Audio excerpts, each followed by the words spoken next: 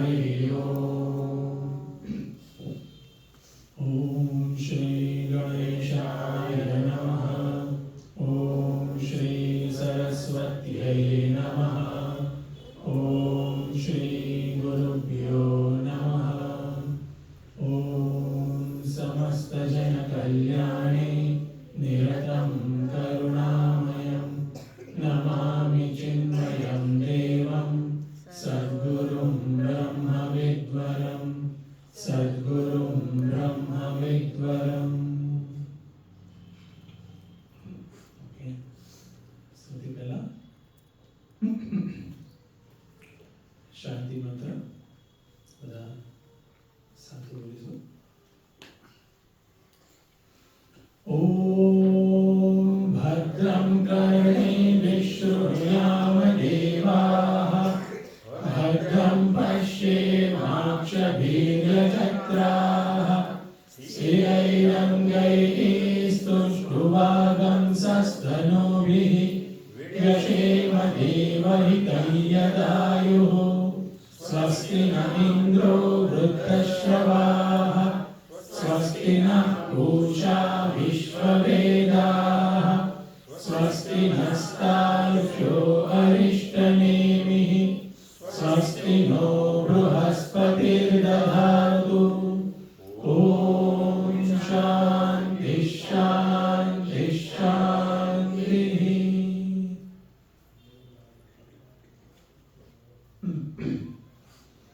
Okay, तो मुंडक उपनिषद प्रथम जे खंड छे प्रथम मुंडकनो तेमा शौनक नामना जे महात्मा छे ते अंगिरा ऋषि पासे जाय छे अने ब्रह्म विद्यानी मांग करे छे अने ए ब्रह्म विद्या कया प्रकारे प्रश्नना रूपमां मूके छे।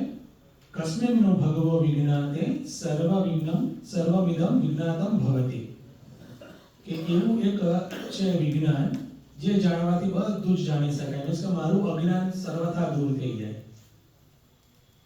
અને અજ્ઞાન ને કારણે જે ઉદ્ભવતા માનસિક જે પણ પ્રોબ્લેમ્સ છે એ પણ સર્વથા દૂર થઈ જાય એટલે કારણ સહિત સકારણ દુઃખ નિવૃત્તિ।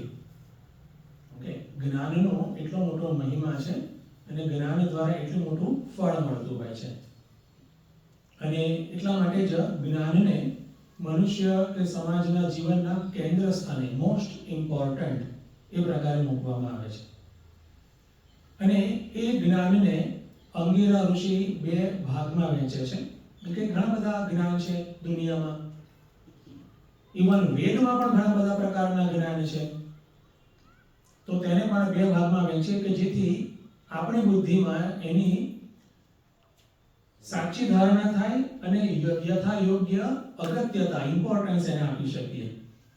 તો છે પરાવિદ્યા અને અપરાવિદ્યા। ઓકે, અપરાવિદ્યામાં વેદનો બધો જ પૂર્વ ભાગ, વેદનો જે કર્મકાંડનો જે ભાગ છે તે અને જે ભૌતિક વિજ્ઞાન છે જેને આપણે મોડર્ન સાયન્સ પણ કહીએ છીએ તે પણ આ બંને બાબતો છે વેદનો અપરા ભાગ છે। એનું મૂળ કારણ શું છે, અપરાનું કેમ કહેવાનો ઉદ્દેશ્ય શું છે કે કારણ કે તે બાહ્ય જગત અથવા તો ઓબ્જેક્ટ વસ્તુ સાથે સંલગ્ન છે। ઓકે, તે બાહ્ય જગતમાં અથવા તો વસ્તુને ઈચ્છિત વસ્તુને મેળવવાના ભાગ રૂપે છે, મેળવવાનો એક ઉપાય રૂપે છે બાહ્ય જગત ઓબ્જેક્ટ। પરાવિદ્યા શું છે, સબ્જેક્ટ। ઓકે, વ્યક્તિ પોતે પોતાને જાણે, પોતાના સ્વરૂપને જાણે તે પરાવિદ્યા છે। ઓકે, એ પ્રકારે બે ભાગ છે અને અપરાવિદ્યાની એક થોડી બાબતો કીધી છે કે એ કેવું છે તો કહે છે કે એ કોઈ પણ આપણે ઉપલબ્ધિ લેવીએ તે ઉપલબ્ધિ કેટલોક સમય રહેશે, કેટલોક કાળ રહેશે અને કેટલો કાળ રહેશે તો કર્મની જેટલી પણ ઇન્ટેન્સિટી હશે, તીવ્રતા હશે તદ અનુસાર એનું ફળ રહેશે। આપણે પણ કહેતા હોય છે કે દરેકનો દસકો હોય છે. ઓકે, અથવા દસકો ગુણ્યા 2 ગુણ્યા 3 જે પણ ક્યારેક તો પતે છે, હે ને? એ થતું હોય છે. તો બાહ્ય જગતની ઉપલબ્ધિમાં હંમેશા આ પ્રકારે, પણ જે આંતર ઉપલબ્ધિ છે, સ્વરૂપનું જ્ઞાન છે, એકવાર આવ્યા પછી જતું નથી. ઓકે, એટલા માટે જ સ્વરૂપનું જ્ઞાન એકવાર થાય, એકવાર ખબર પડે કે હું કોણ છું, પછી મારી બધી જ જેટલી પણ વિડંબણાઓ છે એ હંમેશા માટે જતી રહે. જેવી રીતે સ્વપ્નમાંથી જાગીએ પછી સ્વપ્નના બધા જ જેટલા પણ ભય કે દુઃખ હોય હંમેશા માટે જતા રહે. ઓકે, તો આ જાગૃતિ, આ પરાવિજ્ઞાન એટલું બધું શુભ ફળ આપે છે, એટલું બધું ઉચ્ચ ફળ આપે છે આપણને. તો એને સમજાવવા માટે શ્રુતિ માતા એક રસ્તો અપનાવે છે કે બંને પ્રકારની વિદ્યાઓને સૌથી પહેલા વ્યાખ્યાયિત કરવી, કે ખબર પડે. ખૂબ સુંદર રીતે આ મુંડક ઉપનિષદ આગળ વધે છે, એનો બોધ. અને ધીરે ધીરે કરતા જે પરાવિદ્યા જે છે, બ્રહ્મ વિદ્યા છે, એના વિશે શ્રુતિ પછી સમજાવવાનું વધારે સારી રીતે શરૂ કરે છે. તો અપરાવિદ્યા શું છે? એ સબ્જેક્ટ કે ઓબ્જેક્ટિવ સાયન્સ, અને પરાવિદ્યા શું છે? Subjective science. અને આ પરાવિદ્યા છે એને શું કીધું છે? અક્ષર, અક્ષર તત્વ, ન ક્ષરતી, એનો નાશ નથી થતો તેવું છે. અપરા તો નેચરલી નાશવાન છે, એ કાળ સાપેક્ષ છે, પ્રયત્ન સાપેક્ષ છે. ઓકે, કર્મનું ફળ જે છે અલગ અલગ ઘણા બધા પરિબળોના બેઝ પર ફળ મળતું હોય છે.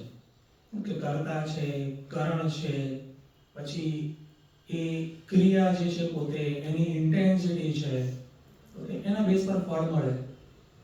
ઓકે, પણ એ નાશવાન છે અવશ્ય. ઓકે, તો આ બે વાત સમજાવ્યા પછી શ્રુતિ શું કહે છે કે હવે થોડાક જ 2 કે 3 મંત્રોમાં આખી સૃષ્ટિ કેવી રીતે બની એની વાત કરે છે. ઓકે, હા, અને તેમાં કહે છે કે જે માયોપાધિક બ્રહ્મ છે, ઈશ્વર, તેના દ્વારા જ આ સૃષ્ટિની રચના થઈ છે. યસ્ય જ્ઞાનમયમ તપ. ઓકે, અને તેમાં પ્રથમ જ તરીકે હિરણ્યગર્ભ ઉદ્ભવે છે. ઓકે, અને ત્યારબાદ સત્યમ એટલે કે અલગ અલગ 5 મહાભૂત, અને પછી આ આખું જે દેખાય છે એ જગત. તો હવે અહીંયા હિરણ્યગર્ભ જે છે એ સર્વશક્તિમાન છે. ચલો આપણે એમ કહીએ ઈશ્વર સર્વશક્તિમાન છે, ભગવાન સર્વશક્તિમાન છે, સર્વજ્ઞ છે, સર્વગત છે, બધે જ છે. તો જ્યાં આપણે છે ત્યાં પણ છે. એક વિશિષ્ટ વાત એ પણ જોવાની છે. તો કેવી રીતે આપણે હિરણ્યગર્ભ થઈ શકીએ, કેવી રીતે ઈશ્વર સાથે આપણું તાદાત્મ્ય થઈ શકે, એની એક નાનકડી હિન્ટ આપીશ અને પછી આપણે આગળ જઈશું. જીવ તરીકે આપણે સૌ જે આપણું જે મન, બુદ્ધિ વગેરે છે, અંતઃકરણ, ઠીક છે, આપણે સૌ અંતઃકરણ અભિમાની છીએ કે આ હું છું, આ મારું મન છે, હે ને? આ મારી ખૂબી છે, આ મારી ખામી છે, આ મારું સુખ છે, આ મારું દુઃખ છે, આ મારો ભય છે, આ મારો આનંદ છે. ઓકે, તો અંતઃકરણના જે પણ ધર્મો અથવા તો જે પણ અંતઃકરણમાં એક પ્રોસેસ થતી હોય એ મારી છે, એને કહેવાય અંતઃકરણ અભિમાની. ઓકે, તો એ એક થતું હોય છે, એ નેચરલ છે. એ જ અંતઃકરણમાં બીજું પણ એક બાબત છે, અને એ છે અંતર્યામી. ઓકે, અંતઃકરણમાં સ્થિત થઈને નિયમન કરે છે. જેવી રીતે કર્મનો નિયમ છે, ઠીક છે, જેવી રીતે શરીરનો જે અવસ્થાઓનો નિયમ છે, ઠીક છે, તો એવી જ રીતે અંતઃકરણમાં જે મનના જે નિયમો છે, નિયમન કરે છે. અને આ જે અંતર્યામી જે છે તે અંતઃકરણના જે પણ સુખ, દુઃખ, ભય, આનંદ, અને એ બધું જે છે એનો એ અભિમાની નથી. એ અભિમાની નથી. ઓકે, અભિમાની જે છે એ પોતાને વિકૃત જોવે છે, વિકારી જોવે છે કે જો હવે તો હું બગડી ગયો, હવે તો હું સુધરી ગયો. ઓકે, આ અંતર્યામી જે છે એ બંને પ્રકારના પરિવર્તનોને માત્ર જોવે છે, સાક્ષી. ઓકે, તે એનો સાક્ષી છે. આપણે આંતરિક પ્રક્રિયામાં શું કરવાનું છે આટલું બધું સમજવાનું પછી શું કરવાનું છે કે પહેલો જે એક સ્ટેપ આવે છે કે અંતઃકરણનો અભિમાન દૂર કરવું. અભિમાની મટી અંતઃકરણના સાક્ષી તરીકે પોતાને જાણવું, જોવું. ઠીક છે, આ આપણી આંતરિક પ્રક્રિયા થશે. એની માટે ઘણું બધું જ્ઞાન પ્રાપ્ત કરવું, ઘણું બધું સાધના કરવી, જરૂર મુજબ કર્મયોગ કરવો, વેદાંતનું શ્રવણ મનન અને નિધિધ્યાસન કરવું, અને પછી નેચરલી એ આગળની પ્રક્રિયા પણ થશે. પછી આગળની પ્રક્રિયા શું છે? મમ આત્મા સર્વભૂતાંતરાત્મા. માત્ર એટલું જ નહીં હું સાક્ષી છું, એ જે સાક્ષી છે હે ને એ સર્વવ્યાપક છે. હા, એ મારા શરીરની બાઉન્ડ્રીથી લિમિટેડ નથી. બન્યું? ઓકે, આટલું રાખીએ. હજુ પણ પછી હોય છે પણ આટલું. આ પ્રકારે આંતરિક પ્રક્રિયા થશે. ઉપનિષદ શ્રવણનો આપણને કયા પ્રકારે લાભ મળશે? તો એક તો ચોક્કસ કે બ્રહ્મ વિદ્યા મળશે. આંતરિક રીતે શું થશે? કંઈક આવું. બહુ મજાનું છે. એના પરિણામે જે કોઈ પણ વ્યક્તિ બને કે અભણ હોય કે ભણેલો, આર્થિક રીતે સદ્ધર હોય કે એવરેજ, એને પોતાના ભાગના જે પણ દુઃખ ભય આવતા હોય તે બધા ભૂતકાળ થઈ ગયા. ઓકે, નંદતી અવશ્ય કે જે આપણને મૂળ રૂપે જોઈએ છે આપણને મળશે. ઓકે, તો ચિત્ત વૃત્તિને આ પ્રકારે જોવી અને એના સાક્ષી થવું. એ ઈચ્છા માત્રથી નથી થતું. એ પણ ધ્યાન રાખો, હું તો સાક્ષી છું, હું સાક્ષી છું. ઈચ્છા માત્રથી નથી થતું, એ યાદ રાખવું. એ પ્રક્રિયાથી થાય છે. પ્રક્રિયાથી થાય છે. એ વિજ્ઞાન છે. માત્ર ભાવના કરવાથી ઓકે, તો એ પ્રકારે જે શ્રુતિ માતા સમજાવે છે અને પછી ત્યારબાદ જે બીજો ખંડ છે એમાં આપણે પ્રવેશ કરીશું. બીજા ખંડમાં થોડીક વાત કરે છે જે હવે જો બીજો જે ખંડ છે એમાં જે અપરા વિદ્યા છે ને એને થોડું વ્યવસ્થિત રીતે વિસ્તાર સમજાવે છે. અને એમાં પણ અપરા વિદ્યામાં જે ભૌતિક વિજ્ઞાન છે એને આપણે આપણી રીતે સમજી લેવું છે. અહીંયા વેદમાં જે પૂર્વ ભાગ છે, કર્મકાંડનો ભાગ છે, અલગ અલગ વિધિ વિધાનોનો ભાગ છે, એને શ્રુતિ માતા સમજાવે છે. કારણ કે એ પણ અપરામાં જ આવે છે. ઓકે, તો અપરાને ખૂબ જ સારી રીતે વિસ્તારપૂર્વક સમજાવે છે. તો એક આ છે. અને એના પછીનો જે ઉપનિષદનો ભાગ છે એ આખો પરાવિદ્યાને સમજાવે છે. એ કહેવાય. અને અપરામાં પણ આપણને સમજાવે છે કે એના લાભ શું છે અને એની લિમિટેશન એટલે કે ગેરફાયદા પણ શું છે. બંને વસ્તુ સમજાવે છે. ઓકે, તો આપણે હવે એમાં આગળ વધીશું.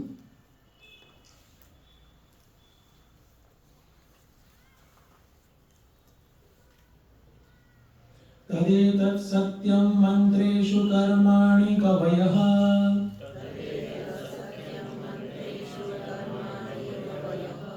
યાનિ અપશ્યંસ્તાનિ ત્રેતાયાં બહુધા સંતતાનિ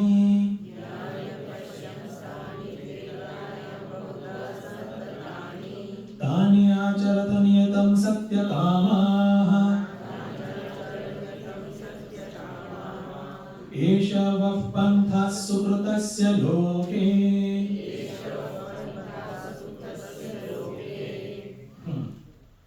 અહીંયા હવે શ્રુતિ સમજાવે છે કે તત એતત સત્યમ. આ જે રીતે કર્મનો નિયમ છે, અફર છે, એવી રીતે જે પણ વેદમાં કીધું છે, અલગ અલગ જે રિચ્યુઅલ્સ આપ્યા છે, વિધિ આપી છે, એના રિઝલ્ટ છે એ અમોઘ છે, એ ફરી ના જાય એવા છે. અને શું છે? મંત્રેશુ, જે વેદના અલગ અલગ જે મંત્રો છે. અને આ વેદના મંત્રો એટલે આપણે એક તો છે આપણી પાસે 4 વેદ છે એ જોઈએ છે: ઋગ્વેદ, યજુર્વેદ, સામવેદ, અથર્વવેદ. અને આ મંત્રોને હાલ આપણી પાસે બુકના રૂપમાં છે, પણ માત્ર એમ જ નહીં જોવાના. એ પ્રકારે ચોક્કસ જોવાનું કે આ વેદના મંત્રો જે છે ને એ સાયન્સ છે. ઓકે, તથ્ય છે અલગ અલગ લેવલના. ઓકે, અને એ જે મંત્રો જે છે સૃષ્ટિના આરંભ કાળથી જ સૃષ્ટિમાં છે. ઓકે, એક તમે એવું સાંભળ્યું હશે કે અવકાશમાં બધા જ મંત્રો રહેલા છે. ઓકે, તો એ મંત્રો અથવા તો એ સત્ય, એ વિજ્ઞાન રહેલું છે. બધું જ અલગ અલગ સૃષ્ટિ રિલેટેડ બધું જ વિજ્ઞાન. તો પછી આપણને કેમ મળતું નથી? તો કે છે કે એને જાણવા માટે ચોક્કસ પ્રકારની લાયકાત જોઈએ, અંતઃકરણની સ્થિતિ જોઈએ. અને એ અંતઃકરણની જે સ્થિતિ છે ઋષિઓની હતી. એટલે માટે ઋષિઓએ એ વેદના જે મંત્રો જે છે એ જોયા. મંત્ર દ્રષ્ટારઃ ઋષયઃ. ઓકે, એમણે કંઈ બનાયા નથી. ઓકે, એમણે જોયા હતા જ. એટલે એનો મતલબ શું થયો કે જો આપણું પણ મન, આપણું અંતઃકરણ પણ એ પ્રકારનું બને તો આપણને પણ એ વિજ્ઞાન ખબર પડે. ઓકે, આપણને પણ જે તે વિજ્ઞાન ખ્યાલ આવે, જે સ્થિતિ આવે એ ચોક્કસપણે છે. ઓકે, એવું વિશુદ્ધ શુદ્ધ અંતઃકરણ જોઈએ. હે ને? જેવી રીતે રિસીવર, જેમ કે રેડિયો છે, રેડિયો સ્ટેશનમાંથી જે પણ વેવ્સ આવે છે એ રેડિયો પિક કરી લે છે. અથવા તો અત્યારનું એક્ઝામ્પલ લઈએ, રેડિયો જૂનો થઈ ગયો. સેલફોન ટાવર્સ છે, એમાંથી સેલફોન્સ જે છે એ પિક કરી લે છે વેવ્સ, અને પછી એ અવાજના રૂપમાં આપણને અથવા તો ઓડિયો વિડિયો જે પણ હોય એના રૂપમાં આપણને ખ્યાલ આવે છે. તો રાઈટ ઇન્સ્ટ્રુમેન્ટ, ઓકે, એ જ પ્રકારે જે અંતઃકરણ છે પણ એ પણ રાઈટ પ્રકારનું બને તો આ મંત્રો પકડે. ઓકે, તો કવયઃ યાની અપશ્યંસ્તાની, કવચ છે, કવય મીન્સ ઋષિઓએ જે છે આ પ્રકારના મંત્રો જોયા. આ પ્રકારના મંત્રો એમને કયા મંત્રો? અત્યારે કઈ વાત છે? નેચરલી અપરાવિદ્યા, કામ્ય કર્મ, પણ વેદ વિહિત કામ્ય કર્મ, વેદ વિહિત અપરાવિદ્યા એમણે જોઈ. ઓકે, અને પછી શું કહે છે? ત્રેતાયામ બહુધા સંતતાની. ઓકે, એક તો એનો અર્થ છે કે ત્રેતા યુગમાં. બીજો અર્થ થાય છે આ જે વેદ જે છે ને એનો જે મીટર છંદ જે છે ને એ ઋક પ્રકારનો, યજુર પ્રકારનો અને સામ પ્રકારનો છે. જે રીતે ગાયત્રી છંદ એ તે ઋક છંદ, યજુર છંદ અને સામ છંદ એ પ્રકારે છે. અને પછી એ અલગ અલગ જે મંત્રોનું ગ્રુપ બન્યું છે, એમાં 4 વેદ બન્યા છે. તો એ પ્રકારે પણ એને લઈ શકાય. ટૂંકમાં વેદના મંત્રો, અને આ 3 પ્રકારના મંત્રોથી જ 4 વેદ બન્યા છે. બની ગયું એ રીતે. તો એ બહુધા સંતતાની, ઘણી બધું સરસ એને પ્રેક્ટિસ, સારું એનું આચરણ થયું છે. હે ને? તાની આચરથ. ઓકે, તો એનો એ ઉપયોગ થયો છે, એનો લાભ લીધો છે. ઓકે, નિયતમ સત્ય કામઃ, કોણે? જેની કોઈ ઈચ્છાઓ છે. ઈચ્છાઓનો એરિયા કયો? નેચરલી અત્યારે જે વાત ચાલે છે કે જગતમાં મારે કશું ઉપલબ્ધિ જોઈએ છે, મારે વધારે ધન જોઈએ છે, વધારે પ્રતિષ્ઠા જોઈએ છે. વર્તમાન પ્રતિષ્ઠા તો મને ઓછી લાગે છે, વધારે કરો. ઓકે, પુત્ર પ્રાપ્તિ છે. ઓકે, સંતાન પ્રાપ્તિ હોય, સંબંધો, ધન, હે ને? તો એની માટે વેદ પણ અલગ અલગ વિધિઓ આપે છે. ઓકે, એનો મતલબ શું થયો ખબર છે? કે આ પ્રકારે ઈચ્છાઓ હોવી એ હીન છે એવું નહીં વિચારવાનું. ઓકે, હીન છે અત્યારે વર્તમાન મારી સ્થિતિ એવી છે કે મને એની જરૂર જણાય છે, દેખાય છે. ઓકે, એક વસ્તુ એ હીન છે એમ ના જોવાય. શું જોવાનું છે? કે એ જે ઈચ્છાઓ છે એ યોગ્ય છે અને ઈચ્છા પૂર્તિની રીત પણ યોગ્ય છે કે કેમ, આ બે વસ્તુ જોવાની. બાહ્ય જગતમાં મારે કશું વધારે વિશેષ જોઈએ છે, that is fine. For example, મારે વધારે ધન જોઈએ છે તો બરાબર છે, પણ એ કેવી રીતે? બીજાનું લૂંટીને કે મહેનત કરીને? ફરક પડે છે. એવી રીતે અને બીજી રીતે પણ જોવાય કે આ બધી જે ઈચ્છાઓ છે અલગ અલગ, જે પણ આપણે જોઈએ છે તો પૂરી કરો, બરાબર છે. એને કેવી રીતે જોવું જોઈએ? જેવી રીતે નાનું બાળક છે એ એની બર્થડે હોય અને એની મમ્મીને કહે કે મારે સરસ મજાના બલૂન જોઈએ છે. ઓકે, તો કે એને કંઈ ખોટું કર્યું છે ને, ધેટ્સ ફાઇન. હે ને? કારણ કે ત્રીજા વર્ષનું ત્રીજું બર્થડે છે કે 4 વર્ષનું થયું વગેરે, હે ને? બલૂન માંગે છે તો બરાબર છે, હે ને? તો એની મમ્મી કે અપસેટ ના થઈ, વાંધો નથી, ધેટ ઇઝ ઓકે, બલૂન આપે. પણ એ બાળક એમ કે મને લાલ બલૂન જોઈએ છે મારી, અને એની 35મી જન્મદિવસ છે. તો નેચરલી આપણને થાય કે આ શું છે, ભાઈ ડોક્ટરને દેખાડો. નેચરલી થાય. તો બાબત શું છે કે વ્યક્તિની ઈચ્છાઓ સંસ્કારના પ્રેશર મુજબ હોઈ શકે. વેદ વિહિત કરવું એટલે કે ધર્મયુક્ત કરવું, હા, જે ઈચ્છાઓ પૂર્તિનો પ્રયાસ, એને પરિણામે ઈચ્છાઓ તો પૂરી થાય, સાથે સાથે એ ઈચ્છાઓનું પ્રેશર હંમેશા માટે જાય. એ ઈચ્છાથી પર થઈ જાય, મેચ્યોર આઉટ થઈ જાય. જરૂરી આ છે, બને છે. તો આ પ્રકારે લૌકિક ઈચ્છાઓ હોવી એ અયોગ્ય છે એવું નથી, પણ હંમેશા બસ એ જ રહે આપણું મનોસ્થિતિ. ચોક્કસપણે કંઈક આપણી જે પણ જીવવાની જે પદ્ધતિ છે એમાં કંઈક ખોટ છે. તો આ એક વાત છે. તો અહીંયા કે છે કે એશ પંથા સુકૃતસ્ય લોકે. ઓકે, કે આ તમારા બધા માટેનું સાધન છે. જે પણ જેને પણ લૌકિક કશુંક મેળવવું છે, ઉપલબ્ધિ કરવી છે, તો એ કર્તાઓનું સાધન શું છે? બસ આ પ્રકારની વિધિ, વેદની. ઠીક છે. તો અગેન, ભલે અપરા વિદ્યા છે, ભલે એ વેદનો પૂર્વ ભાગ અને દુનિયા વિશેનું આપણને કશુંક ઉપલબ્ધિ આપે છે, છતાં પણ તે મેળવી શકાય એ અધમ છે એ પ્રકારે નથી.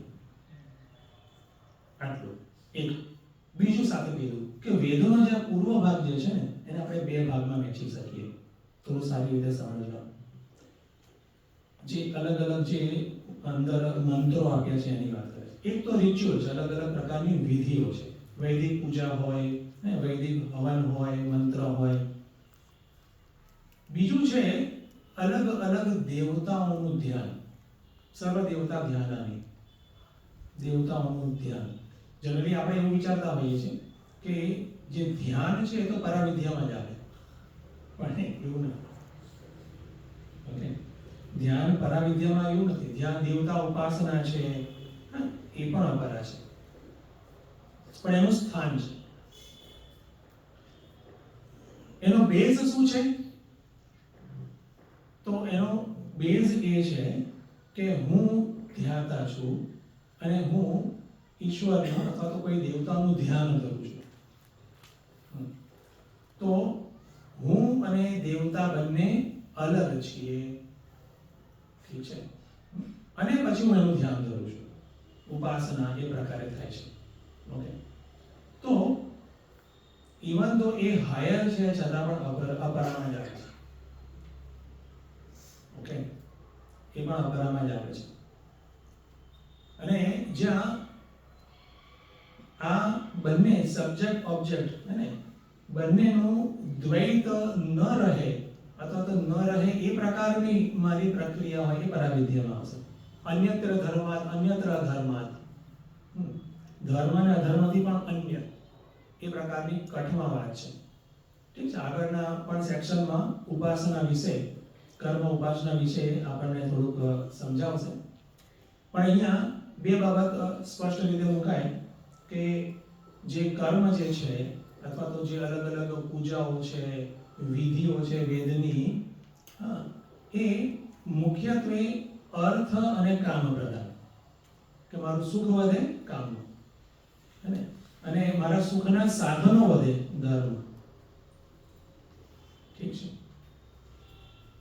અને બીજું શું આવે છે? નિષ્કામ કર્મ, જે મોક્ષ તરફ લઈ જાય તેવા જે કર્મ, ચિત્ત શુદ્ધિ પ્રધાન, ચિત્ત શુદ્ધિ પ્રધાન કર્મો જે છે એ બીજા પ્રકારના છે. ઓકે, તો એ બે વસ્તુ આપણી અંદર ક્લિયર હોય. પણ જનરલી શું હોય, એ પ્રકારે જો એક થતી હોય છે કે જીવનમાં શરૂઆતનો જે સમય હોય તે મુખ્યત્વે સકામ વધારે હોય, કે મારે બધું મેળવવું છે, મારે એક વ્યવસ્થિત મારી સ્થિતિ બનાવવી છે, સોસાયટીમાં મારું પણ નામ હોય, બ્લા બ્લા. ઓકે, અને સાથે સાથે કેટલુંક નિષ્કામ હોય કે તહેવાર આવ્યો છે તો થોડું દાન કરી લઈએ. ઠીક છે, બરાબર છે. આજનો શુભ દિવસ છે તો થોડુંક ચલો આપણે મંદિરે થોડુંક આ કરી લઈએ, કે જે પણ આપણને ક્યારેક ક્યારેક. અને જેમ જેમ અગર યોગ્ય રીતે આપણે આગળ વધીએ તો જેમ જેમ આપણે આગળ વધીએ છીએ તો આ ઈચ્છાઓનું પ્રેશર ઓછું થાય, અને પછી આ જે નિષ્કામ કર્મ જે છે એ જ વધારે આપણને ગમે કરવું. પહેલા ભગવાન પાસે મંદિરમાં જઈએ તો ઈચ્છાઓની લાંબી લિસ્ટ હોય. ઠીક છે. પછી કે નહીં, મારે તો તમારા દર્શન કરવા છે, મને વધારે જ્ઞાન આપો, વધારે વૈરાગ્ય આપો, વિવેક વૈરાગ્ય જોઈએ છે, હે ને? વિવેક વૈરાગ્ય પ્રાપ્તિ અર્થમ, એ પ્રકારે પછી આપણે વાત કરીએ તો એ આખી એક મનુષ્ય જીવનની જેમ જેમ મેચ્યોર થાય છે તેમ તેમ એક આખી એક યાત્રા જ છે. ઓકે, તો અહીંયા વેદ પૂર્વ ભાગ અને વેદ અંત ભાગ એ પણ યાત્રા છે. ઓકે, કે વેદ પૂર્વ ભાગ પ્રધાન જીવનથી વેદ અંત ભાગ પ્રધાન જીવન.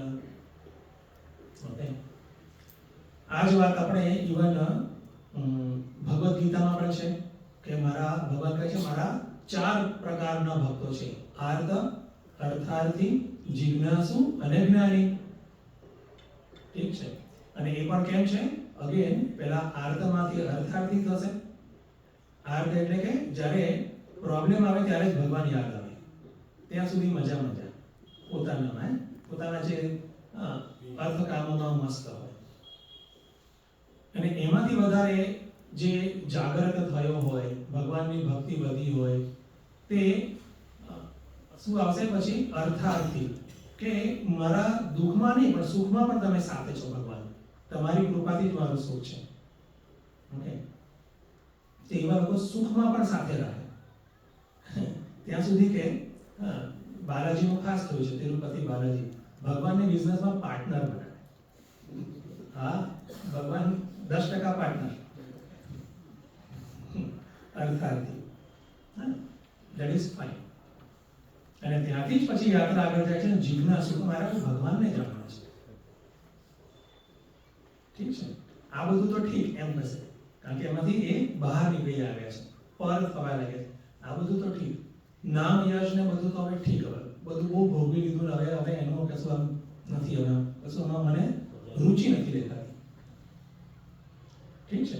તો એ પ્રકારની આખી જીવન યાત્રા અપારામાંથી પરા તરફની થતી જ હોય છે. ઓકે, તો અહીંયા એની કંઈક શરૂઆતના કેટલાક મંત્રોમાં એ બતાવે છે.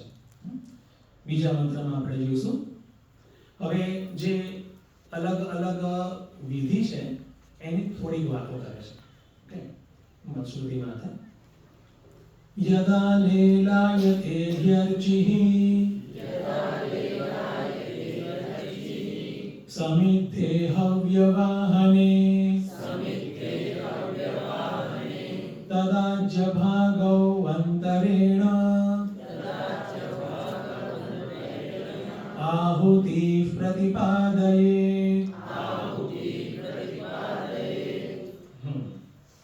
ઓકે, તો અહીંયા હવે બીજા મંત્રથી થોડીક આગળ ઉપનિષદ વાત કરે છે કે જે અલગ અલગ જે વિધિઓ છે એના પ્લસ પોઈન્ટ પણ છે અને માઇનસ પોઈન્ટ પણ છે. હવે એ રીતે આગળ વાત કરશે. જો આપણે પ્રોપરલી આ બધી વિધિઓ કરીએ, ઓકે, તો આપણે એનું જે રિઝલ્ટ, એનું જે ફળ જે કીધું છે આપણને મળશે. ઓકે, અને મળતું પણ હોય છે. માઇનસ પોઈન્ટ શું છે? એક તો આપણને ખબર છે કે કર્મનું જે ફળ છે લિમિટેડ હોય છે. બીજું કે જો યોગ્ય વિધિથી એ ન થયું તો આપણને નિશ્ચિત ફળ નહીં મળે અને ક્યારેક બને કે ઉલટું વિપરીત ફળ પણ મળે. ઓકે, ઇવન આપણે મેડિકેશનમાં પણ એવું થતું હોય છે. દવા હે ને, કોઈ પણ રોગના ઉપચારમાં દવા લઈએ છીએ તો દવા છે, પથ્ય છે, બધું પ્રોપરલી પાળવું પડતું હોય છે. તો પછી બધું યોગ્ય હોય તો આપણે એમાંથી બહાર નીકળી જઈએ. પણ જે યોગ્ય ન કરીએ, દવા પણ ઉલટી સુલટી લઈ તો શું આવશે? રિએક્શન થતું હોય છે. તો એક્ઝેક્ટલી અહીંયા પણ એવું એક વાત કરે છે. તો શું કહે છે? આહુતિ પ્રતિપાદયે. ઓકે, હવે અહીંયા વાત કરે છે કે એક એક્ઝામ્પલ આપીએ અગ્નિહોત્ર કર્મ. ઓકે, અહીંયા આપણે વૈદિક અથવા તો જે વેદોનો જે કર્મકાંડ છે એમાં જે અલગ અલગ પ્રકારની વિધિઓ આપી છે એમાંથી કોઈ આપણે એક્ઝામ્પલ તરીકે લઈએ તો છે કે અગ્નિહોત્ર. અગ્નિહોત્ર એક છે વૈદિક સમયમાં દરેકે દરેક ગૃહસ્થ દરરોજ કરે, દિવસમાં 2 વાર. ઓકે, એ પ્રકારનું વિધાન. એ પ્રકારનું તો એ કેવી રીતે કરવું જોઈએ? તો કે જે આહુતિ પણ પ્રોપર આપવી જોઈએ. જેમ તેમ સ્વાહા એમ નહીં. શું કહે છે? આજ્ય ભાગો અંતરેણ. તો કહે છે કે હવન કુંડ છે તો હવન કુંડમાં તમે બેસો ફેસિંગ ઈસ્ટ. ઓકે, સામે પૂર્વમુખી બેસો તમે કુંડની સામે. અને પછી જે આહુતિ આપો છો એ આજ શું કહે છે કે હવન કુંડનું પણ અંદર ઉત્તર અને દક્ષિણ જે ભાગ જે છે એની વચ્ચે નાખો. પર્ટિક્યુલર ઘણી બધી એકદમ બહુ જ સૂક્ષ્મ વિધિઓ આપી છે. એ અલગ વસ્તુ છે કે આપણે બધું હૈશો ચાલે છે, પણ છે બધું આપ્યું છે. હવ્ય વાહને સમિધે. હવે કે છે આહુતિ ક્યારે આપવાની છે? તો કે છે જ્યારે અગ્નિ વ્યવસ્થિત પ્રજ્વલિત હોય ત્યારે. ઓકે, એમનેમ જ તમે આપી દો એવું નહીં. અગ્નિ વ્યવસ્થિત પ્રજ્વલિત હંમેશા હોવી જોઈએ અને પછી એ જ પ્રજ્વલિત અગ્નિમાં જ આહુતિ આપવાની છે. એ જ અગ્નિ કહે છે કે અર્ચિ લીલાયતે. ઓકે, એકદમ વ્યવસ્થિત અગ્નિ પ્રજ્વલિત હોય. કારણ કે આ અગ્નિ જે છે એ અગ્નિ દેવતા છે એની શું કહે જીભવા છે. ઓકે, એમાં આહુતિ આપવાની છે. અગ્નિ દેવતાને આહુતિ આપવાની છે, ભસ્મ આહુતિ નથી આપવાની. ઓકે, અગ્નિ જ ના હોય અથવા તો જેમ તેમ પછી નાખ્યું નો. એટલે આ બધી અગેન સાવધાની રાખવાની હોય છે. ઠીક છે.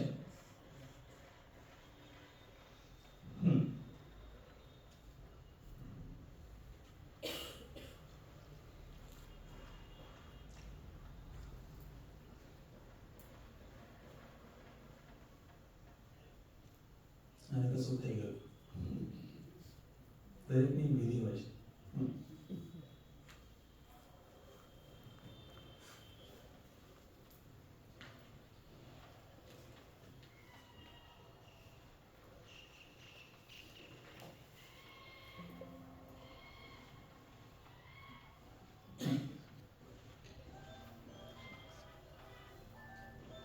ઓકે, તો આપણે આમાં થોડાક ફાસ્ટ જ જઈશું, કારણ કે આ થોડીક વાત આપણને કયા પ્રકારે વિધિ આવતી હોય છે કરવાની એવું બતાવ્યું છે. જે સાવધાની રાખવાની જ વાત છે. અને અહીંયા શું બતાવે છે કે દરેકે દરેક કર્મ જે છે એના લિમિટેશન્સ પણ છે, એ યોગ્ય રીતે જ કરવા જરૂરી છે. ઓકે, હવે આગળના મંત્રમાં જોઈએ. યસ્ય અગ્નિહોત્રમ અદર્શમ અપૌર્ણમાસમ અચાતુર્માસ્યમ અનાગ્રયણમ અતિથિવર્જિતં ચ આહુતમ અવૈશ્વદેવં અવિધિના હુતમ આસક્તમાંસ્તસ્ય લોકાન હિનસ્તિ.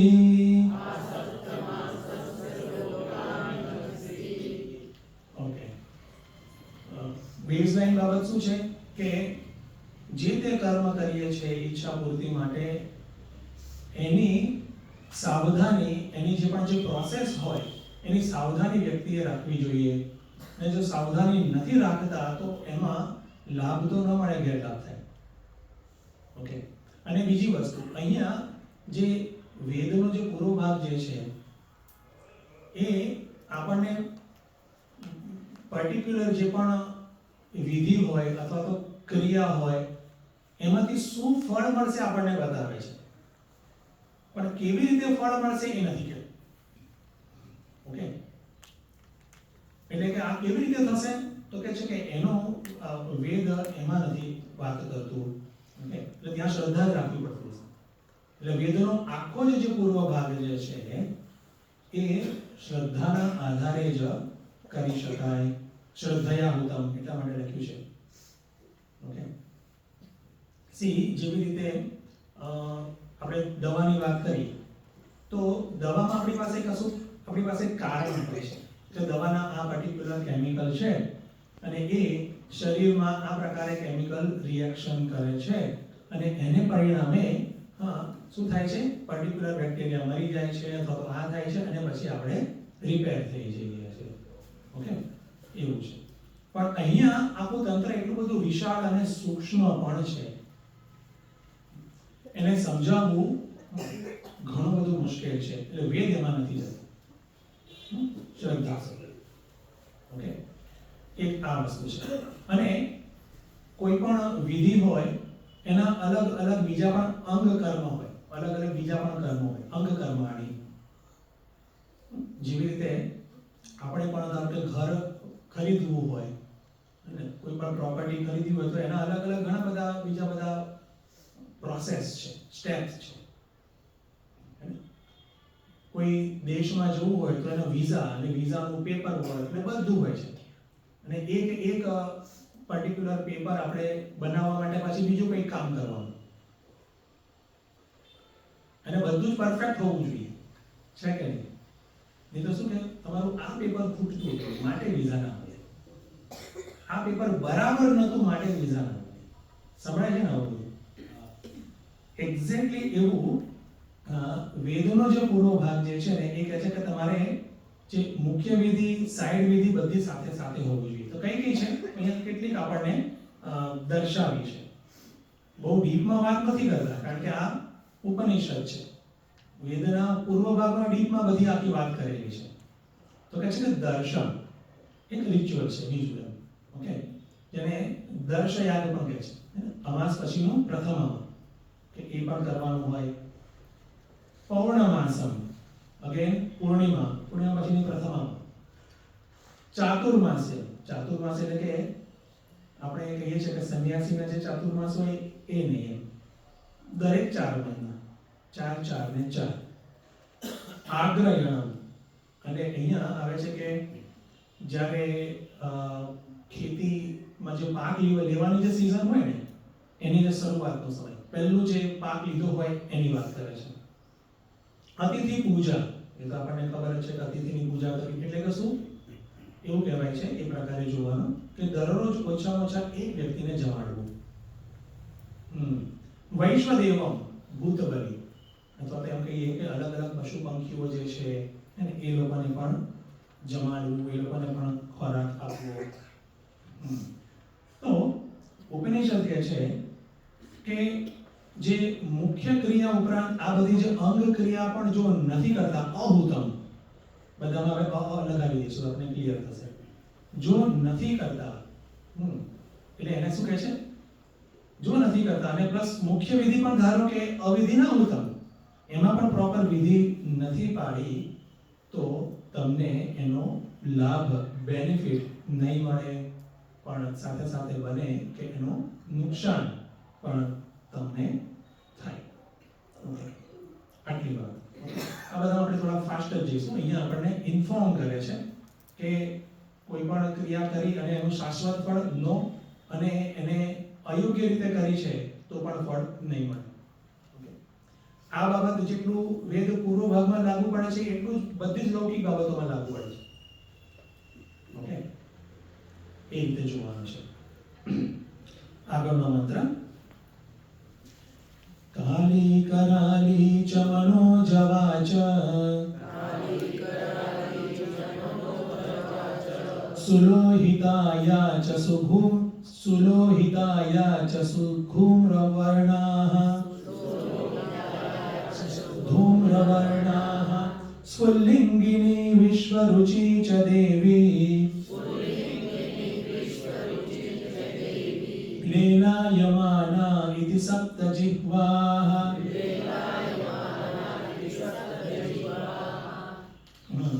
અહીંયા જે અલગ અલગ જે વિધિઓ હોય છે એમાં મુખ્ય અંગ શું છે? હવન. ઓકે, અને એમાં પણ જે અગ્નિ હોય છે તે. તો અહીંયા સ્પષ્ટ એ પણ કહે છે કે અગ્નિનું ખૂબ જ ઇમ્પોર્ટન્સ છે, અને અગ્નિની જે જ્વાળાઓ હોય, ઓકે, એ પણ વ્યવસ્થિત હોવી આવશ્યક છે.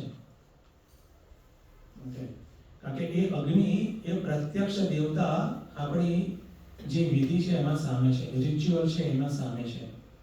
ઓકે, અને એટલા માટે એમ પણ કહેવાય છે કે એ અગ્નિ જે છે ને એને કોઈ પણ રીતે આપણું જે ફૂંક હવા ન અડે, કારણ કે એમાં પણ સલાઈવા હોય છે.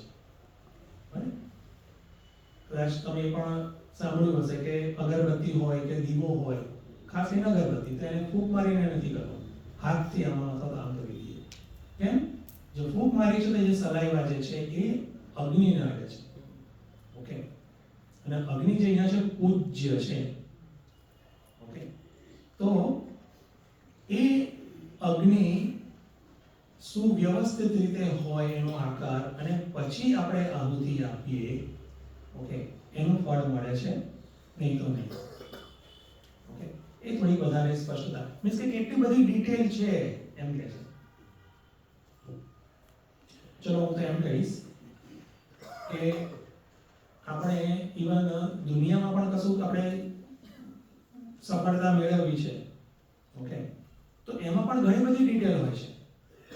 ઓકે, જોબ એક મહિનો આખો વ્યવસ્થિત કરીએ ત્યારે આપણને એનો પગાર મળે છે. ઓકે, તો એ દરેકે દરેક દિવસ, દરેકે દરેક કલાક એને વ્યવસ્થિત રીતે આપણે કરવા જ પડતા હોય છે. ઓકે, તો અહીંયા પણ એ પ્રકારે થોડી ડિટેલ બતાવી છે. શું છે અહીંયા? શું કહે છે? 7 અલગ અલગ પ્રકારની અગ્નિ. આપણે કહેતા અગ્નિની જે જ્વાળા હોય તો એના બી પ્રકાર છે. કયા કયા છે? પહેલું છે કાલી કરાલી. ઓકે, કાલી કરાલી તો અહીંયા એકદમ ગરમ હોય, એની જે ફ્લેમ હોય ખૂબ જ ગરમ, અને કાલ એટલે બ્લેક, ને કાલ દેવતા જે છે તો નેચરલી એનો કલર કેવો છે? ડાર્ક છે. તો ડાર્ક ફ્લેમ, ખૂબ જ ગરમ. બીજું મનોજવાચ. બીજી જે જ્વાળા જે છે અગ્નિની કેવી હોય? આપણા મન જેવી, આમ એકદમ હલકી હોય, મન કદી સ્થિર રહે, બહુ ભારે પડતું ચાલે, એ પણ એ પ્રકારે એકદમ. ઓકે, આ બધું બહુ સૂક્ષ્મ બાબતો છે, હે ને? અને એ એકચ્યુઅલી જો વિધિ પ્રોપરલી થાય, અને અગેન એમાં શ્રદ્ધાનો પણ એલિમેન્ટ છે. ઓકે, આપણો ભાવ પણ પ્રોપર હોય, ચોક્કસ પ્રકારના બધા દ્રવ્યો હોય તો અગેન એ જે તે દેવતા જે છે એ ઉપસ્થિત થતા હોય છે. ઓકે, અગેન એ પણ શ્રદ્ધાનો જ ભાગ છે. પણ હા, માત્ર શ્રદ્ધા નહીં, એ અનુભૂતિ પણ થતી હોય છે. એક્ઝેક્ટલી. તો મનોજવા. પછી ત્રીજા પ્રકારની અગ્નિ સુલોહિતા, એકદમ લાલ લાલ. ઓકે. પછી ચોથી સુધૂમ્ર વર્ણા. ઓકે, તો એમાં ધુમાડા સાથે થોડું અલગ એક પ્રકારની મિક્સ હોય. પછી સ્ફુલ્લિંગિની, એમાંથી અલગ અલગ સ્પાર્ક્સ હોતા હોય, તણખા. જો તમે હવે ઓબ્ઝર્વ કરશો તો અલગ અલગ પ્રકારની અગ્નિ હોય છે. સ્ફુલ્લિંગિની વિશ્વરુચિ.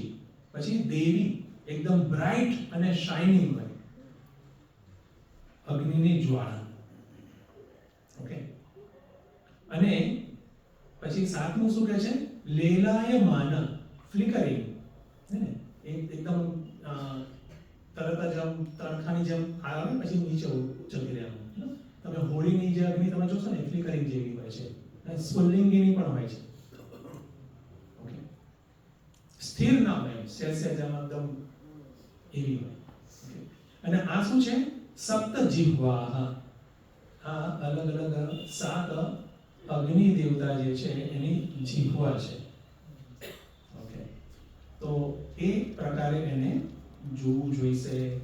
એટલું આપણે થોડુંક આટલું જ લઈશું, થોડુંક માહિતી જેવું, અને આગળ વધીશું. હવે આ તો આપણે વાત કરી કે આટલી સાવધાની હોવી જોઈએ, આ પ્રકારનું હવન જે પ્રોપર હોવો જોઈએ, કરવો જોઈએ, એનું જ્ઞાન હોય ને એ પ્રકારે અગ્નિમાં ચોક્કસ અગ્નિ વ્યવસ્થિત પ્રજ્વલિત હોય પછી આહુતિ આપવાનું, કઈ જગ્યાએ વગેરે. મીન્સ એ બધી સાવધાની રાખો. એ સાવધાની રાખવામાં આવે તો રિઝલ્ટ શું મળે છે? તો રિઝલ્ટ પણ અહીંયા ડિક્લેર કરે છે. રિઝલ્ટ ચોક્કસ મળશે. શું છે? આગળના મંત્રમાં કહે છે, એતેષુ યશ્ચરતે ભ્રાજમાનેષુ યથા કાલં ચાહુતયો યાદદાયં તમ નયન્ત્યેતા સૂર્યસ્ય રશ્મયઃ यत्र देवानां पतिरेकोऽधिवासः.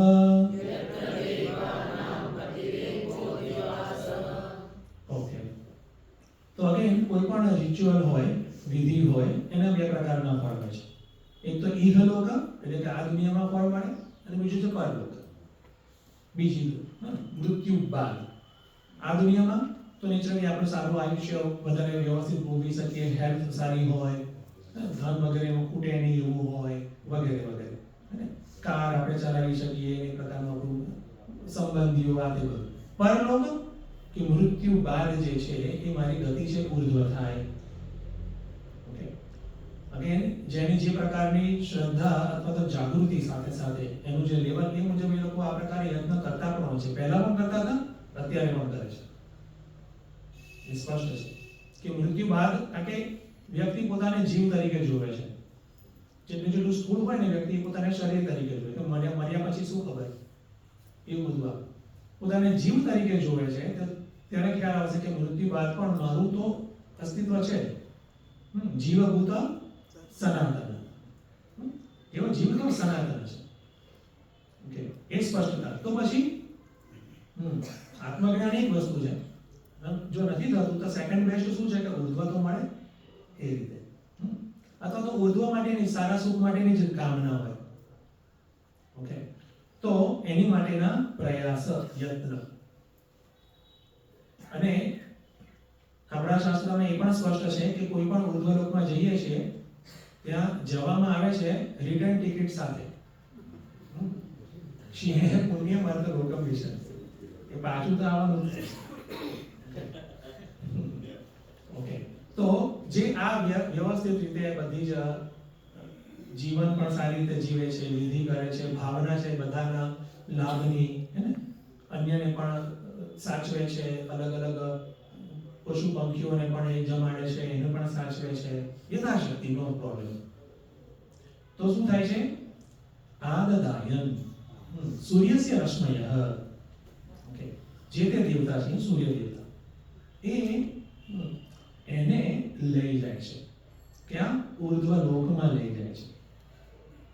ઓકે, સી આ એના જેવું છે જેવી રીતે આપણે એડ જોતા હોઈએ છીએ ન્યૂઝપેપરમાં કે ક્યાંય પણ એમ કે માનસરોવરની ગાઈડેડ ટૂર. તો માનસરોવર આપણને લઈ જાય છે, જે તે ટૂર ઓપરેટર બધું જ આપણને શું તમારે કરવાનું, શું લાવવાનું ને ખૂટતું એકદમ આપી દે ને આપણને લઈ જાય છે. હે ને? આપણે સામે કશું આપવાનું હોય છે, ઠીક છે. અહીંયા પણ એવું છે. અહીંયા આપણે આપણું સુકૃત આપ્યું છે, સુકૃત આપો છો અને પછી તમને લઈ જાય છે.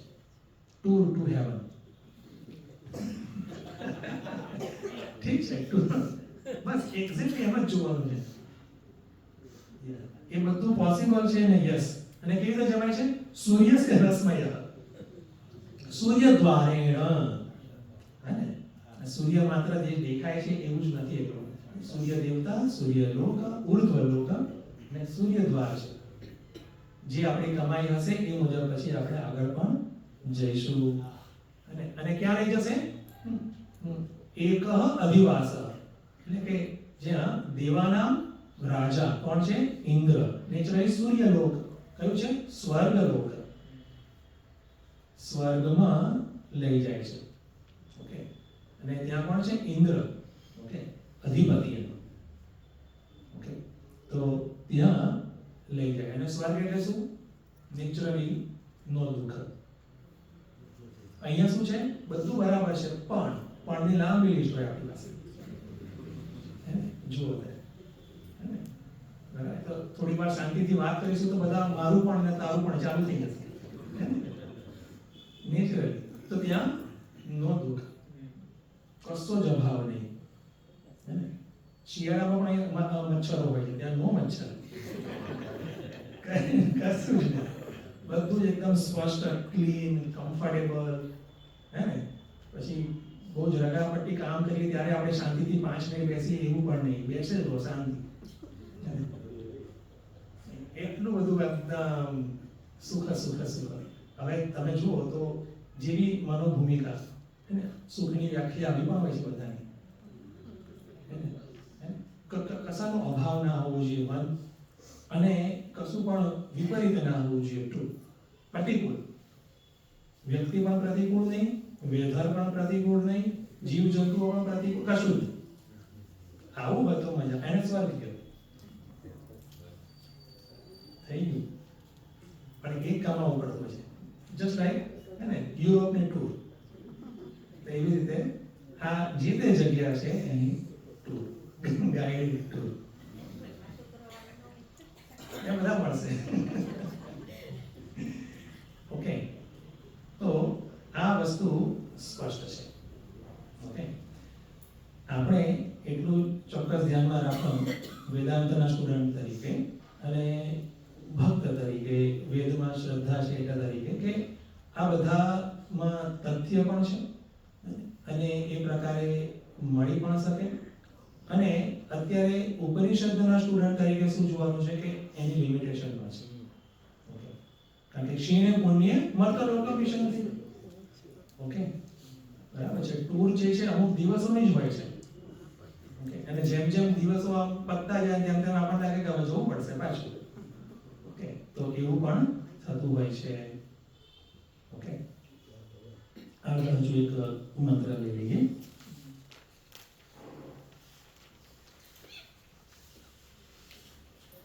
एह्येहीति तमाहुतयस्सु वर्चसः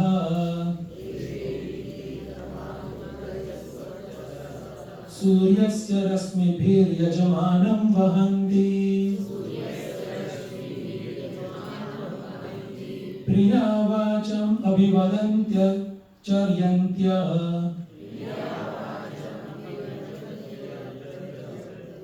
एष वः पुण्यः सुकृतो ब्रह्मलोकः.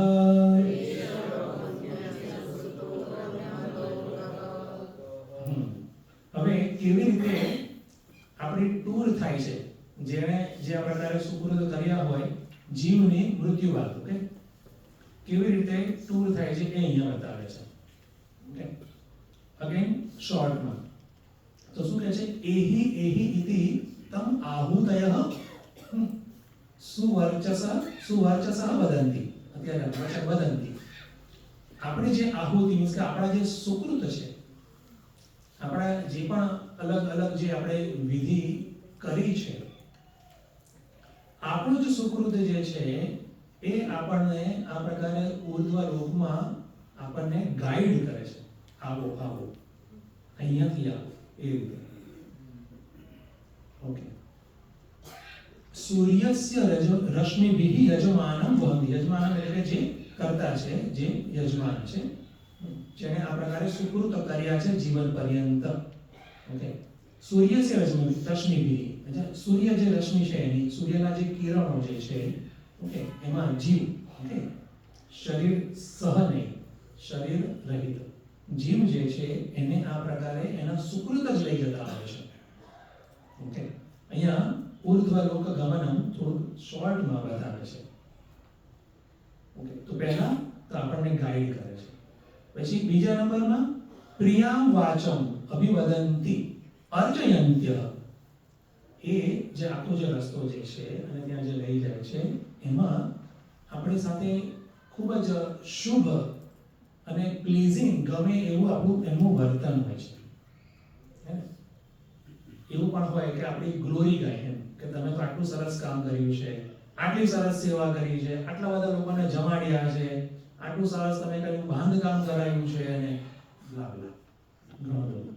ઓકે, એવું નહીં કે આપણું સેકન્ડ ક્લાસ સિટીઝન તમે સાઉદી અરેબિયામાં જાય બધા આપણે ઇન્ડિયન્સ તો કોઈ પણ કામ કરવા માટે, તો એ લોકોને હક જ એટલા બધા ઓછા હોય કે એ લોકો ખાલી આવે કામ કરે પછી જતા.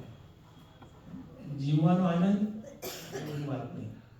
એવું નહીં, સેકન્ડ ક્લાસ સિટીઝન જેવી રીતે નહીં, વ્યવસ્થિત એની ટ્રીટમેન્ટ થાય. ઓકે, રેડ કાર્પેટ ટ્રીટમેન્ટ કે એવું અહીંયા હોય છે.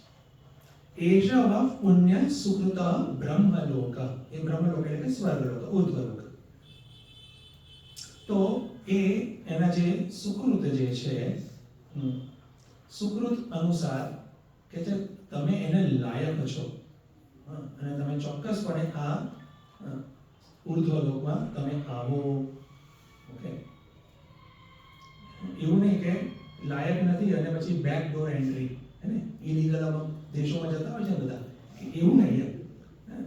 Red carpet treatment. કેમ? એના એ પ્રકારના કર્મો એના બોલે છે, કર્મોનું એ પ્રકારે એનું બેલેન્સ છે. ઓકે, અહીંયા સુધી. તો અહીંયા સુધી શું કહેવા માંગે છે? અહીંયા એક મોટો પડાવ આવે છે કે વેદના પૂર્વ ભાગ અલગ અલગ રિચ્યુઅલ્સ જે કરવામાં આવે જીવન પર્યંત, એકવારમાં નહીં, કારણ કે ઘણું બધું તેમાં આવતું હોય છે. તો મૃત્યુ બાદ ઉર્ધ્વલોક પ્રાપ્તિ થાય છે એક, અને જીવન જીવતા વખતે પણ અલગ અલગ જે સુખ ભોગની પ્રાપ્તિ થાય છે. પણ આટલું જ નથી, એની પણ લિમિટેશન છે. ઓકે, ઉત્ક્રાંતિ અથવા તો વધુ ઉચ્ચ સુખની સાપેક્ષમાં આ પણ ઓછું છે. આ સર્વશ્રેષ્ઠ નથી. ઓકે, આ પ્રકારનું જે જીવન પદ્ધતિ જે છે એ સર્વશ્રેષ્ઠ નથી. ઓકે, તો એ પ્રકારે સૌથી પહેલા એનો મળતો લાભ બતાવે છે અને પછી ત્યારબાદ બતાવે છે કે એમાં પણ કંઈક ખૂટે છે. ઓકે, એનું પણ પોતાની લિમિટેશન છે, એ પૂર્ણ કે સર્વશ્રેષ્ઠ નથી. ઓકે, તો એ સાતમા મંત્રમાં કે મંત્ર ખાલી આપણે બોલી લઈએ. પ્લવાયેતે અધૃઢા યજ્ઞરૂપાઃ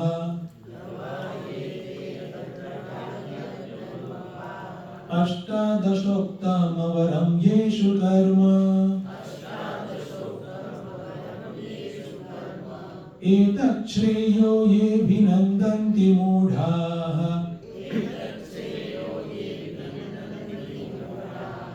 જરા મૃત્યુમ તે પુનરેવાપિયંતિ.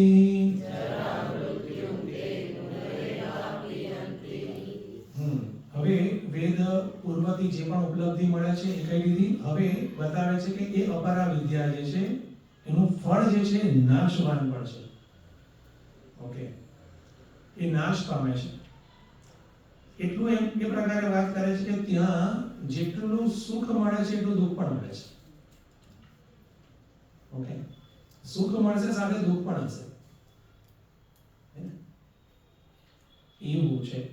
કોઈ પણ ઉપલબ્ધિ આપણે જોઈ લઈએ, ઘણું બધું ધન મળ્યું પછી દુઃખ શું આવે? હવે આ સાચવીશું કેવી રીતે? હવે એના બી ટેન્શન અને એને કારણે બી રોગ થતા હોય છે લોકોને. જુઓ, આ ખરેખર હકીકત છે. સુખની સાથે દુઃખ પણ એટલું જ આવતું હોય છે. અને ક્યારેક અમુક લોકો તોડવા બેસે તો આ તો વધી ગયું દુઃખ એમ કે.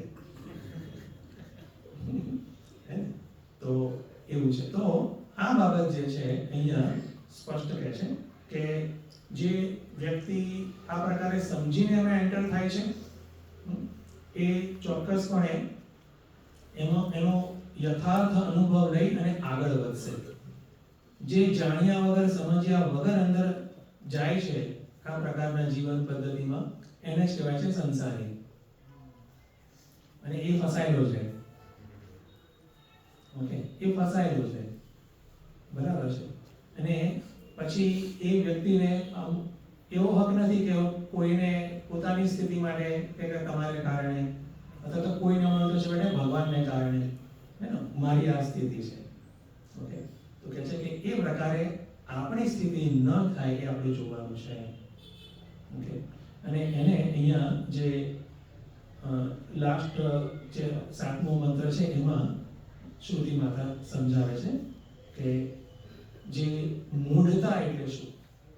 ઓકે, અને ત્યારબાદ પછી વધારે આગળ જઈ અને જે પરાવિદ્યા જે છે એ તરફ આપણે ઉન્મુખ થઈએ, એ તરફ આપણે થોડું સમજતા થઈએ, ગતિ કરીએ, એવી વાત આપણને કહે છે.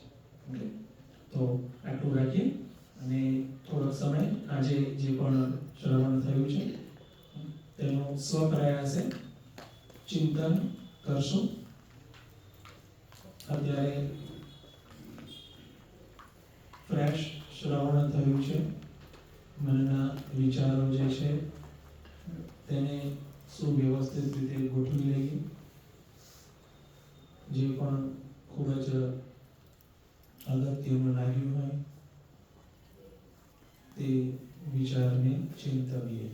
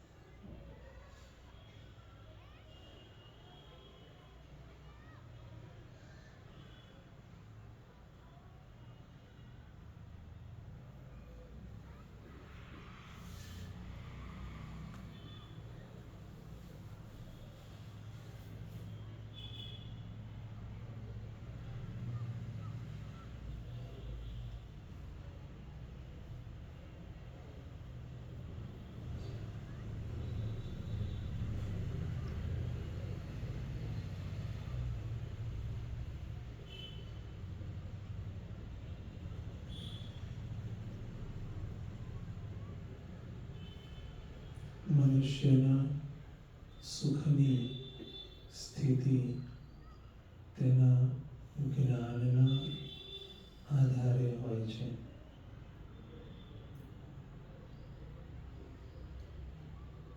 આ જ્ઞાન અથવા વિદ્યા વધુ ઉચ્ચ વિદ્યા મેળવવી તે મનુષ્યની ઈચ્છાનો ભાગ હોય છે. વધુ ઉચ્ચ વિદ્યા તેનાથી વધુ ઉચ્ચ સુખ મળે,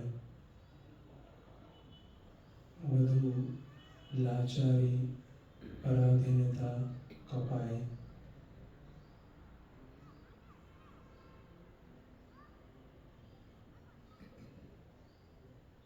એવી વિદ્યા કે જેથી સર્વોચ્ચ સુખ મળે તથા સંપૂર્ણ લાચારી, ભય, દુઃખ, શોક કપાઈ જાય, હંમેશા માટે દૂર થઈ જાય, એવી પણ વિદ્યા છે. શ્રુતિ તેને કહે છે પરાવિદ્યા, અક્ષર વિદ્યા, કારણ વિદ્યા.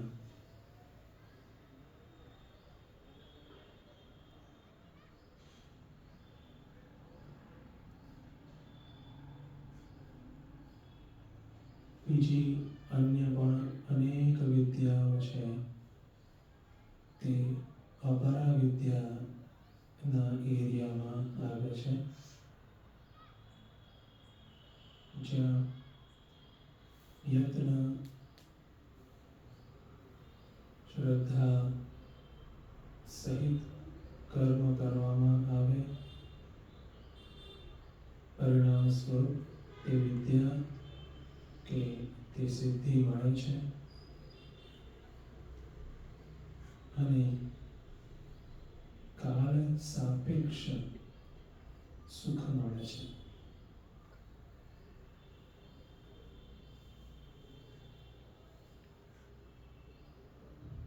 પરાવિદ્યા એટલે ભૌતિક જગતની બધી જ વિદ્યાઓ, બધા જ પ્રકારના સાયન્સની શાખાઓ તથા વેદનો પૂર્વ ભાગ,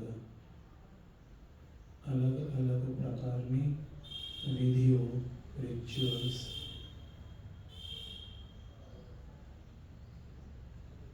વેદના પૂર્વ ભાગના મંત્રો આ અપરા વિદ્યા માટેના છે.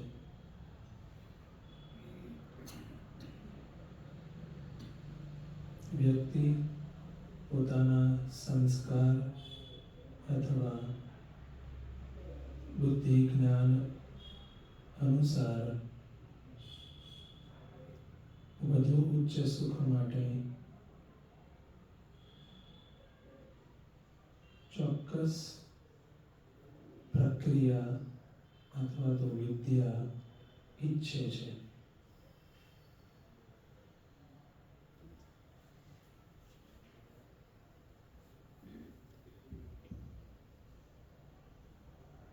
વેદના કર્મકાંડની પણ વિધિ અથવા તો કર્મની પ્રક્રિયાઓ શ્રદ્ધયાહુતમ, શ્રદ્ધા સહિત કરવાની હોય છે.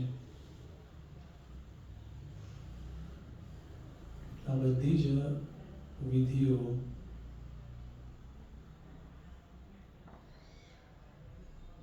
સર્વાંગ બધા જ અંગ સહિત પૂર્ણ કરવાની જરૂરિયાત છે. તો જ તેનું જે પરિણામ કહ્યું છે તે મળશે, નહીં તો નહીં મળે. લૌકિક જગતમાં થાય છે તેમ અવિધિના હુતમ એટલે કે અયોગ્ય રીતે જો કર્મ કર્યું હોય તો ફળ તો નથી જ મળતું, પણ કશુંક રિએક્શન્સ પણ આવે છે.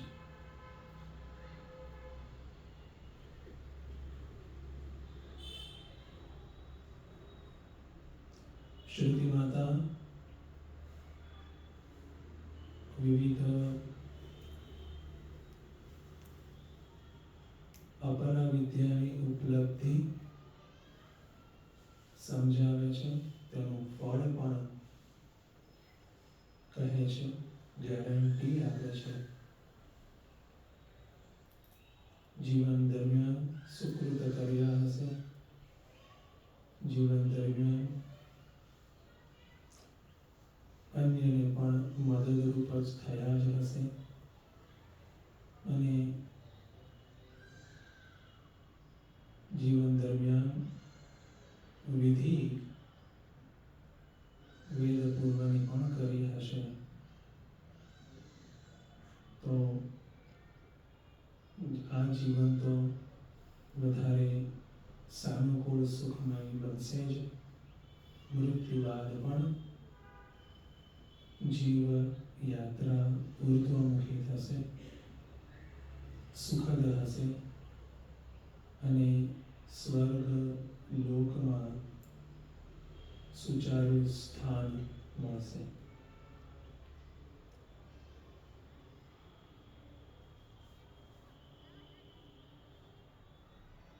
આ તેનો લાભ બતાવીને સાથે અપરા વિદ્યાની લિમિટેશન પણ છે તે દર્શાવતા કહે છે, સુખની સાથે જ બને કે પછી હોય, પણ એ એક પ્રક્રિયામાં જ દુઃખ પણ આવે છે.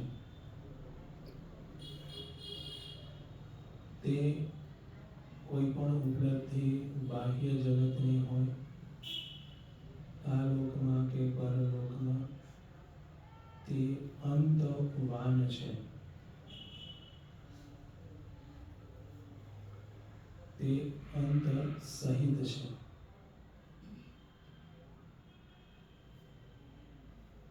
અને જ્યારે એ સુખનો અંત આવે છે,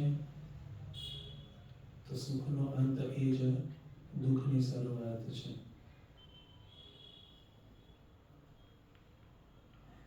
ક્ષીણે પુણ્યે મર્ત્યલોકમ વિશન્તિ. તો તે પ્રકારે મનુષ્યની યાત્રા અધ અને ઉર્ધ્વ લોકમાં ચાલતી જ રહે છે.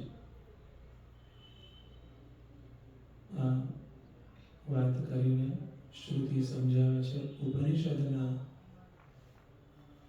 સાધકને, ઉપનિષદના શિષ્યને, કે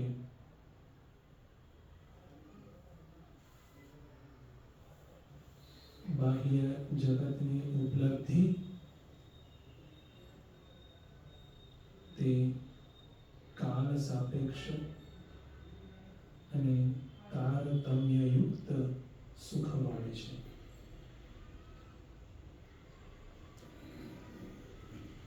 તે સુખ સર્વોચ્ચ નથી, બને કે વર્તમાન સુખ કરતા થોડું ઉચ્ચ સુખ છે.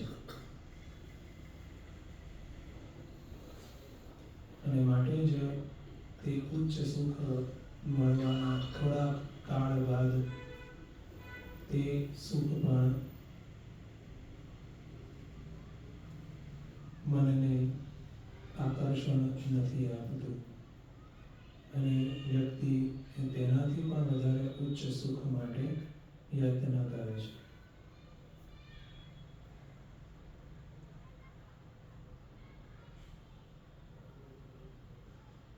પરાવિદ્યા જ એક વિદ્યા છે જેના દ્વારા સર્વોચ્ચ સુખ પ્રાપ્ત થઈ શકે.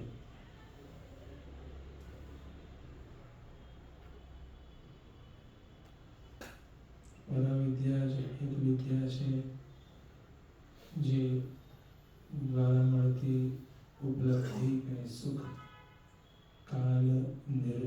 લક્ષ્ય છે તે સમય સાથે જતું રહેતું નથી.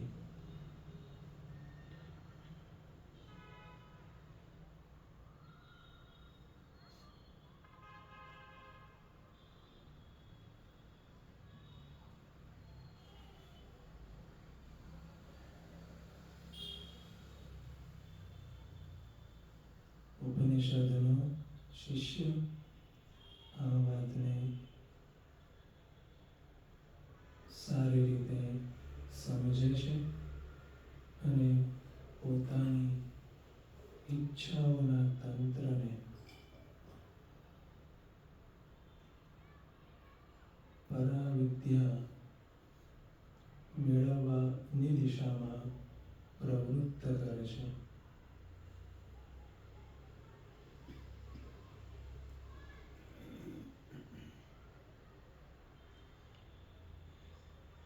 જીવન અને કર્મ વસ્તુઓ વધારવા માટે નહીં, પણ ચિત્ત શુદ્ધિના પ્રયોજન માટે છે. ઈશ્વરની ભક્તિ વધારવા, શરણાગતિ વધારવા માટે છે. તેવી સ્પષ્ટતા અધ્યાત્મના સાધકની બુદ્ધિમાં હોય છે.